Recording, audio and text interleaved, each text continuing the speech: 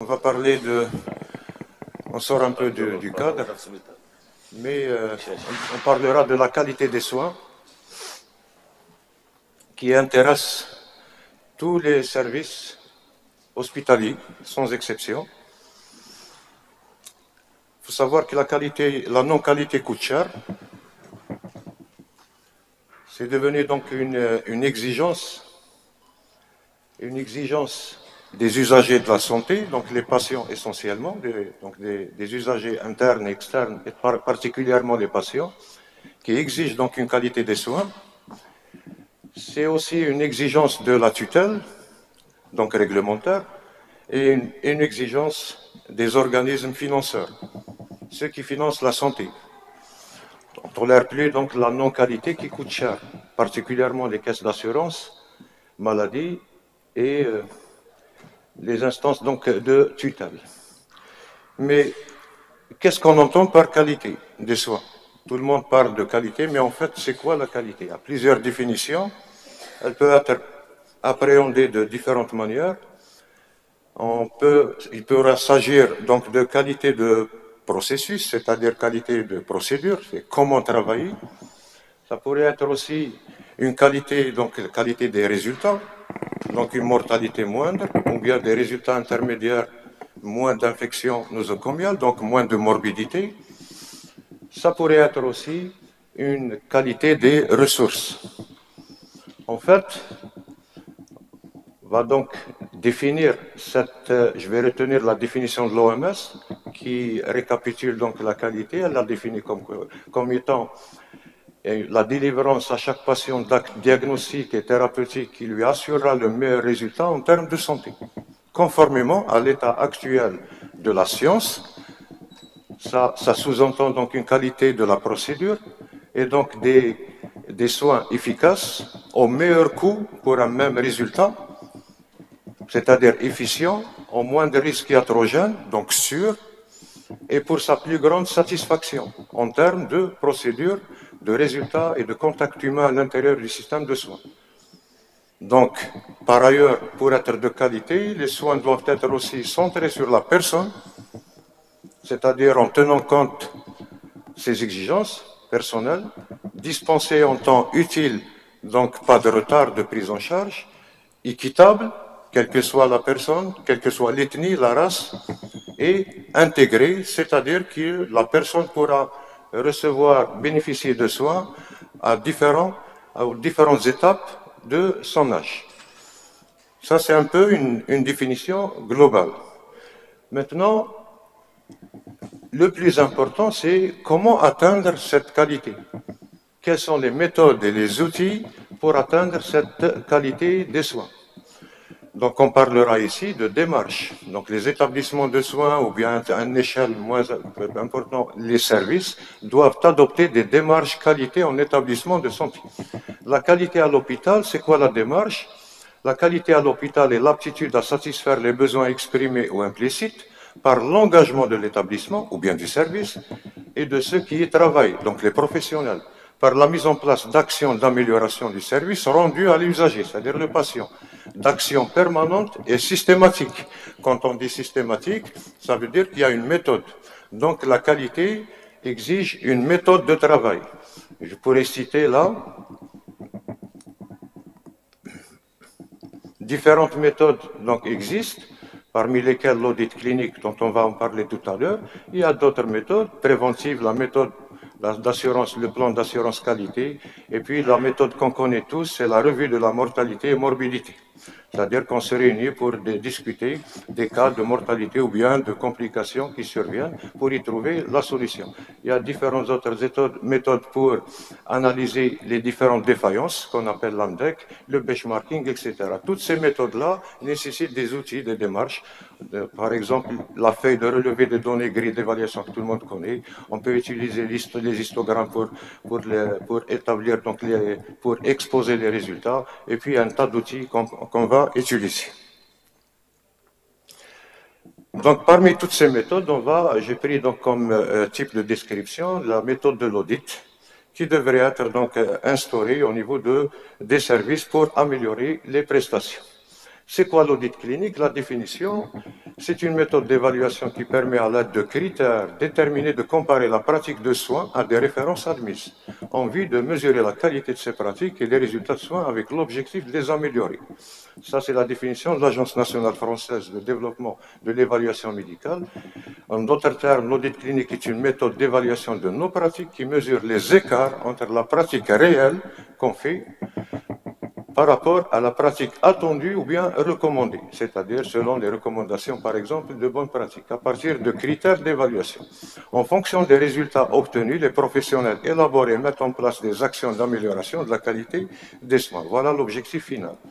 L'impact de ces actions d'amélioration seront évaluées par un deuxième audit de contrôle utilisant les mêmes critères d'évaluation. C'est ce qu'on appelle le concept d'amélioration continue de la qualité, comme c'est illustré ici par la roue donc, de Deming qui stipule que la qualité devrait être donc, continuelle, donc une amélioration continue. Les étapes de la méthode de l'audit, elles distinguent donc 6 étapes. Premièrement, le choix du thème, choisir le thème qu'on devrait donc améliorer, le choix des critères de qualité, choix de la méthode de mesure, recueil des données, analyse des résultats et élaborer un plan d'action d'amélioration.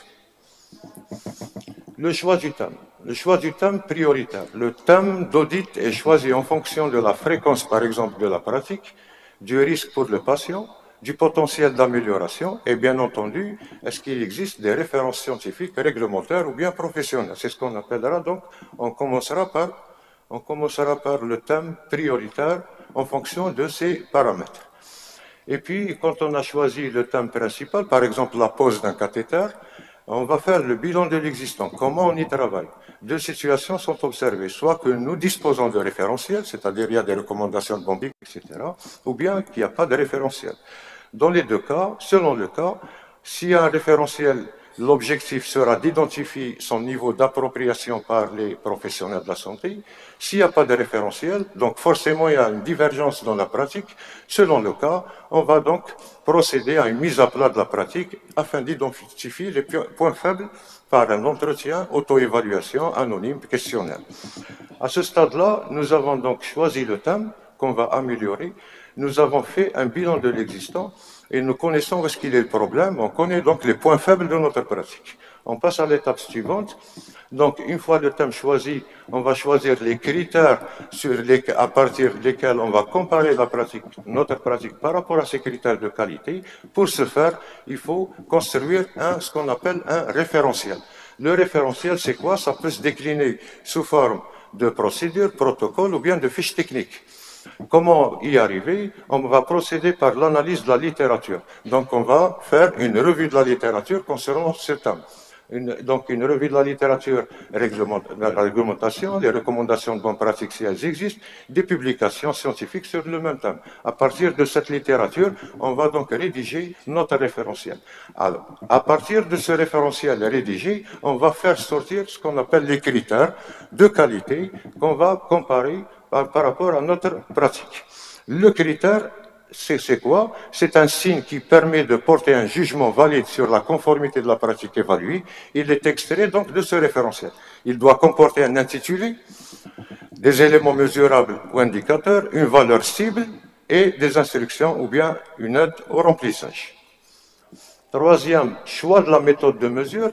À partir de ce moment-là, à partir de ces critères que nous avons définis, que nous avons élaborés, on va rédiger ce qu'on appelle une feuille de recueil des données ou bien une grille d'évaluation.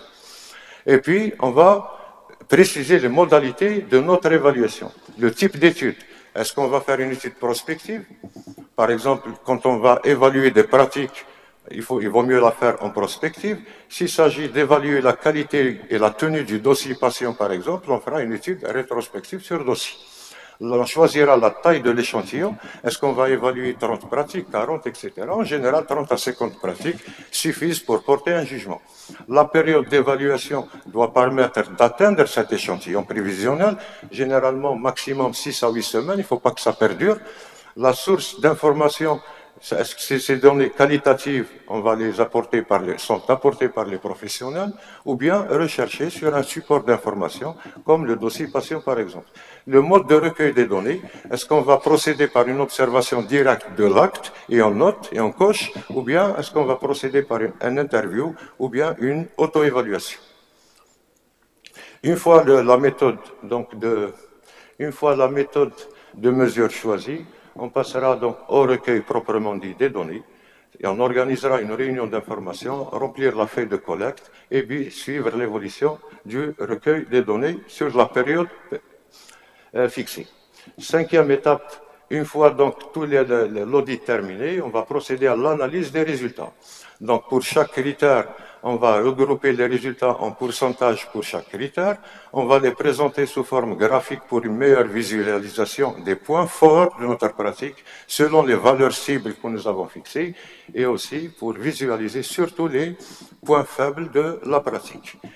Et puis, une fois donc là, le point fort et les points faibles sont identifiés, on va procéder à la recherche des causes des écarts. Pour ce faire, différentes méthodes et outils peuvent être utilisés pour analyser les causes des écarts. On pourra s'aider d'un brainstorming, remue-ménage à l'occasion donc des réunions du groupe projet. On pourra s'aider d'autres méthodes, d'autres outils comme le diagramme d'Ishikawa, c'est le diagramme de cause à effet, c'est-à-dire que les écarts que nous avons observés produisent un effet, donc un événement indésirable, et généralement ces écarts sont dus aux 5 M, c'est-à-dire matière, méthode, main-d'œuvre, etc., les 5. Donc nous avons recherché les causes des différents écarts constatés. À partir de là, on va proposer des actions correctives à l'occasion d'un brainstorming, par exemple, et commencer par, et puis prioriser les actions correctives en fonction de la gravité des écarts, c'est-à-dire s'il y a un impact sur la mortalité, donc sur la sécurité du patient, ce sont donc des écarts qui seront traités en priorité. On pourra aussi s'aider du diagramme de Pareto, c'est-à-dire que 20% des causes, 20% des écarts causent 80% des dégâts. Là, ils seront donc à traiter prioritairement. On pourra procéder par un vote pondéré, c'est-à-dire les membres du groupe projet proposent des actions, et puis on procédera par un vote pondéré pour dégager les priorités d'action. Et puis on va fixer ces actions d'amélioration seront mises en œuvre, elles seront suivies et elles seront réévaluées par un audit de contrôle, généralement un an après, rapidement, si la sécurité du patient est mise en cause. Cette réévaluation, bien cet audit de contrôle, permet de mesurer l'impact des actions correctives.